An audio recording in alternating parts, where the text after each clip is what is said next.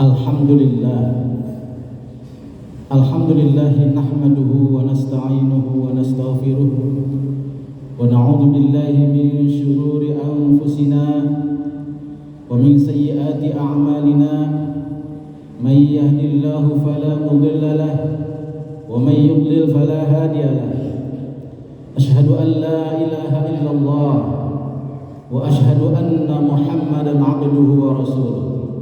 Allahumma salli wa sallim wa barik ala sayyidina Muhammad wa ala alihi wa ashabihi wa man tabi'ahu amma ba'd.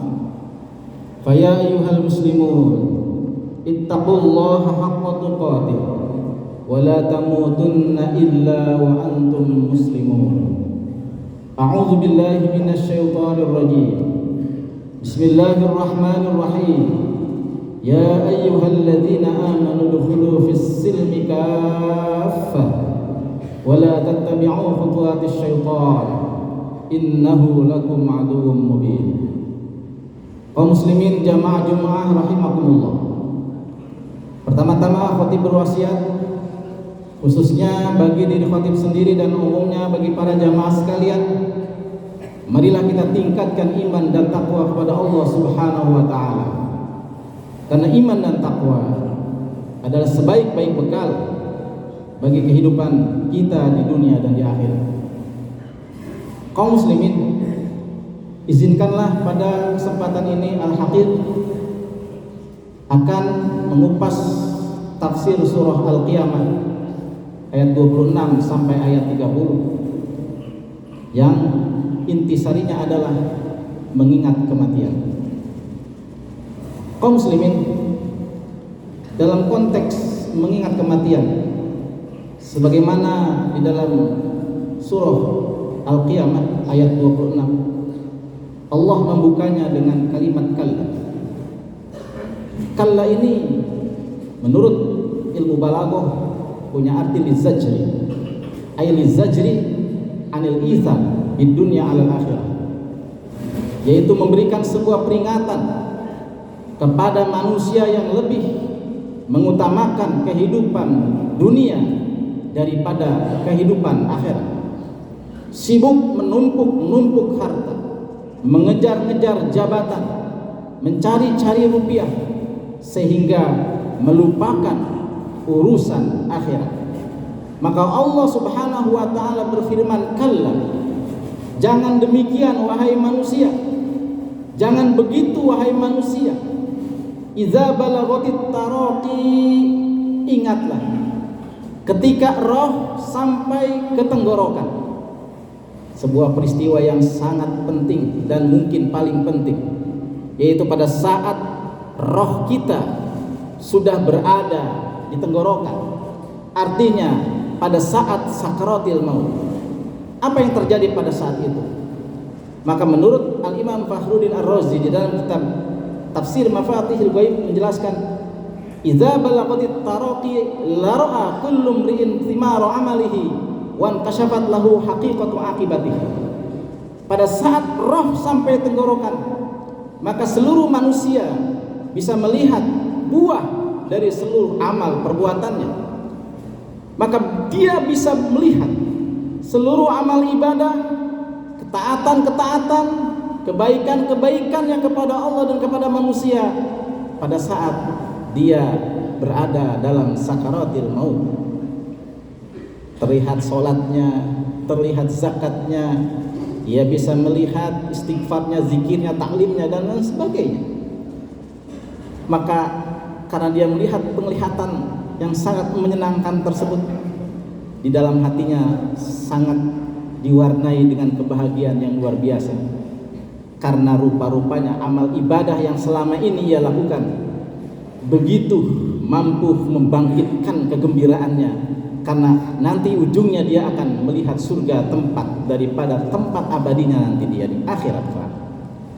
Sebaliknya, bagi orang yang waktu hidup di dunianya itu durhaka kepada Allah Subhanahu wa taala, tidak pernah melaksanakan amal kebaikan, tidak pernah melaksanakan kewajiban-kewajibannya kepada Allah, malah dia senantiasa durhaka kepada Allah dan melakukan perbuatan-perbuatan dosa besar yang tidak ditaubati, maka pada saat itu ia begitu merasa menyesal dengan penyesalan yang luar biasa. Bahkan dia sampai menginginkan agar diberikan kehidupan lagi, jangan dulu dicabut nyawa, tunda dicabut nyawa, ingin diberikan hidup beberapa saat saja untuk menyusul ibadah-ibadah, ketaatan-ketaatan yang tidak pernah ia lakukan, untuk memperbaiki dosa-dosa dan mentaubati dosa-dosanya. Tapi Allah Subhanahu wa taala menolak. Maka kemudian dalam ayat selanjutnya, wa qila man raq, maka salah satu malaikat berkata kepada para malaikat yang hadir saat itu, karena di sana sudah menanti 7 malaikat rahmah dan 7 malaikat azab. 7 malaikat rahmah ini akan membawa roh orang-orang yang beriman menuju raudhah min riyadil jannah, atau taman dari taman surga. Sedangkan 7 malaikat azab akan membawa roh orang yang durhaka kemana? Ke hufrah min hufarin niron, ke jurang daripada jurang neraka. Maka kemudian salah satu malaikat berkata, wa qila man raq, ay man yarqihi bi ruhihi, siapa di antara kalian yang akan membawa ruh orang ini? Maka jika dia tergolong orang beriman dan tergolong ahlul jannah, penghuni surga, maka yang membawa dia adalah 7 malaikat rahmah. Kemana dibawanya? Dibawa beristirahat di sebuah raudhah min riyadil jannah, atau taman daripada taman surga. Tapi apabila roh tersebut pada saat hidup di dunianya ternyata melakukan dosa-dosa besar, melakukan kezaliman dan juga durhaka kepada Allah Subhanahu wa taala hingga akhir hayatnya tidak bertaubat kepada Allah, maka roh ini nanti akan dibawa oleh 7 malaikat azab kemana? Yaitu ke hufrah min hufarin niron, ke jurang daripada jurang neraka. Na'udzubillahi min dzalik. Mudah-mudahan kita termasuk orang yang ruhnya nanti dibawa oleh malaikat rahmat. Amin ya rabbal alamin.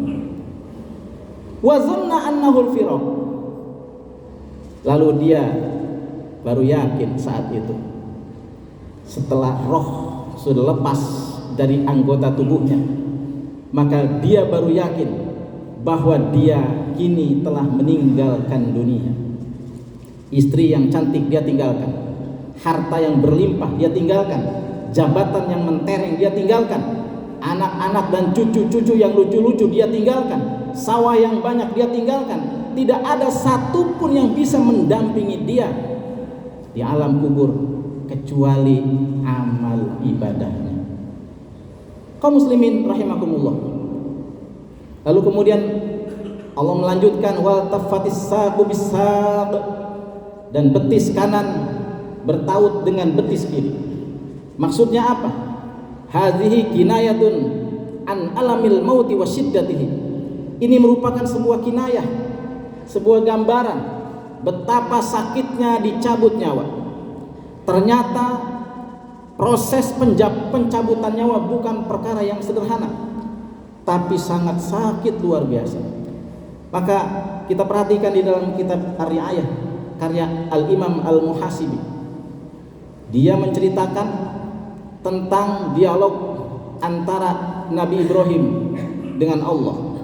Sesaat setelah Nabiullah Ibrahim dicabut nyawa, maka Allah bertanya, ya Ibrahimu, kaifa wajadtal mauta?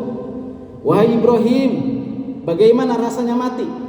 Bagaimana rasanya dicabut nyawa? Maka Nabi Ibrahim menjawab, wajadtu al-mauta kasyatin tuslahu baina yadayil qusabi wa hiya hayyah. Wahai Allah, aku merasakan mati bagaikan domba hidup-hidup yang kulitnya itu dikeset, dikuliti dari ujung rambut sampai ujung kaki.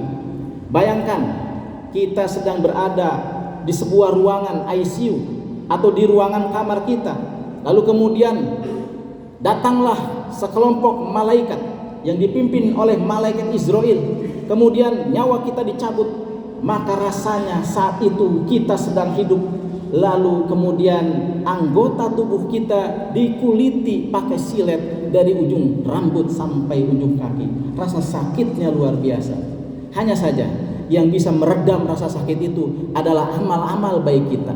Pada waktu yang bersamaan ketika kita sedang merasakan sakitnya dicabut nyawa, maka saat itu kita bisa melihat tayangan-tayangan amal perbuatan baik kita pada saat kita sedang sakaratul maut, maka niscaya rasa sakitnya itu tidak akan terasa begitu sakit karena diredam, terhibur oleh penglihatan kita kepada amal-amal baik kita.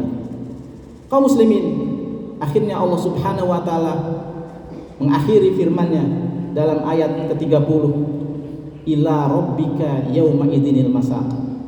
Ila rabbika, kepada Tuhanmu lah, yauma idzin, pada hari kiamat nanti, al masaku, kalian semua akan dikumpulkan untuk dimintai pertanggungjawaban kalian. Jika akumulasi amal ibadah kalian pada waktu hidup di dunia ini berat amal baiknya, maka tempatnya adalah di surga. Namun apabila akumulasi amal jeleknya yang lebih berat, maka naudzubillah tempatnya nanti di neraka. Ini menjadi sebuah perenungan. Mudah-mudahan kita masih diberikan oleh Allah kehidupan, nikmat hidup dan nikmat sehat. Mari kita gunakan untuk bertaubat kepada Allah Subhanahu wa taala, memperbaiki amal ibadah kita dan meningkatkan iman dan takwa kita. Demikian, barakallahu li wa lakum bil Qur'anil azim wa nafa'ani wa iyyakum bima fihi minal ayati wa dzikril hakim wa taqabbala minni wa minkum tilawatahu innahu huwas samiul alim. Aqulu qawli hadza wa astaghfirullahal azim li wa lakum wa lisairil muslimin wal muslimat fastaghfiruhu innahu wal ghafurur rahim.